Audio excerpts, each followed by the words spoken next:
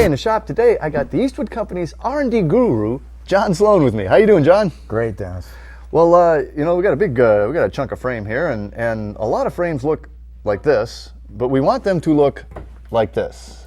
And you guys can help me get from here to here, can't you? We sure can. We just came out with a urethane ceramic chassis black paint that I believe is the best chassis paint that you can buy or apply because it's got the urethane durability plus the nano ceramic technology that gives it superior abrasion resistance. Well, let's talk about this. Now you're going to start out with a nasty old rusty frame, as most of them are. As most of them are, and then we're going to go from that point to this point. And what do we do from here to here? Well, actually, we abrasive blasted this to get it to this clean white bare metal surface, and then we applied the epoxy primer.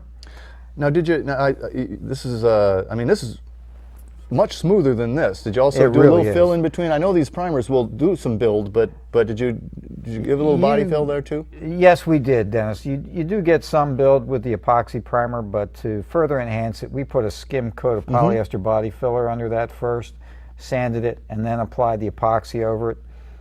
And then we applied the satin ceramic chassis black here and the gloss version here. And so this is actually an either or. I mean, if you want to, it's an either or. Yep. So we got basically the primer, the satin, the gloss. That's right.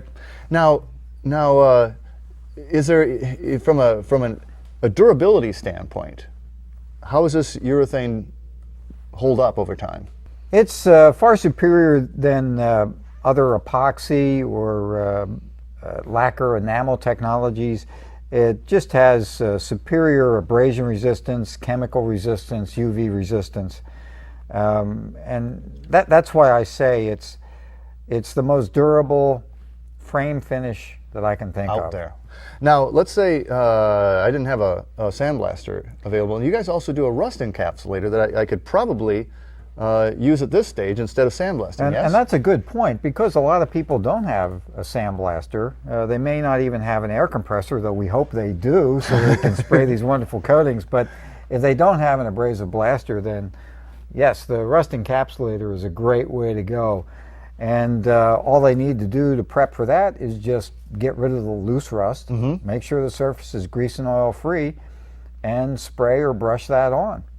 Now you got a bigger chunk of frame over there that you guys have painted up, kind of the same stages. I see at the end it's been blasted, then you did the gray epoxy primer, and then you've got it mostly in the gloss there. You can see all the contours and stuff, and that back piece is done in the satin finish.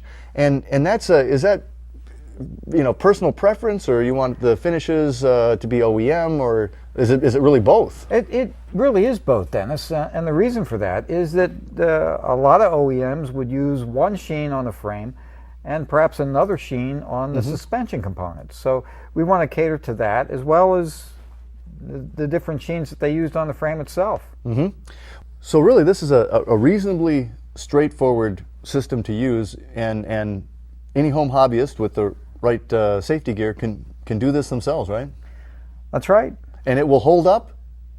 Better than any other paint that I can think of. And that's really what we're looking for, isn't it? Absolutely. All right. Well, hey, if you want to learn anything more about this great chassis urethane nanotechnology system from the Eastwood Company, log on to myclassiccar.com. Yeah, I really like this much better than this. I've got too many frames that look like this. Visit EastwoodGarage.com, your trusted source for professional auto restoration tools and techniques for over 30 years.